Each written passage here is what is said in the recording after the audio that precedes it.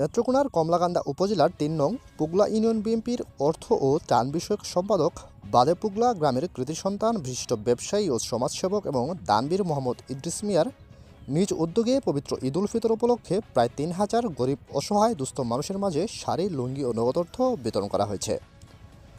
নেত্রকোনার কমলাকান্দার স্টাফ রিপোর্টারের পাঠানো তথ্য ভিডিও চিত্র থাকছে বিস্তারিত।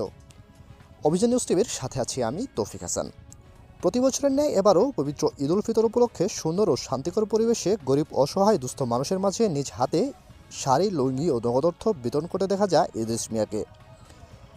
গরিব অসহায় দুস্থ মানুষ ঈদের আগে শাড়ি, লুঙ্গি ও নগদ অর্থ উপহার পেয়ে অনেক আনন্দিত এবং খুশি। শাড়ি, লুঙ্গি এবং নগদ অর্থ পেয়ে তার নিজ ইউনিয়নের গরিব অসহায় দুস্থ মানুষের মাঝে খুশির আমেজ বিরাজ করছে। গরিব অসহায় দুস্থ মানুষ ঈদের আগে এরকম ঈদ সামগ্রী পেয়ে ইদ্রিস মিয়ার মঙ্গল ও উন্নতি কামনা করছেন। আপনারা ঈদের আগে ঈদের উপহার পেয়ে কি আপনারা খুশি?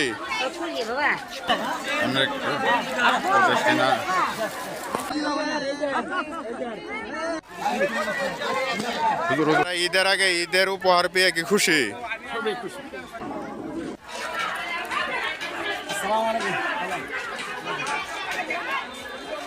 ঈদ সামগ্রী পায় খুশি? ঈদের আগে ঈদ উপহার পেয়ে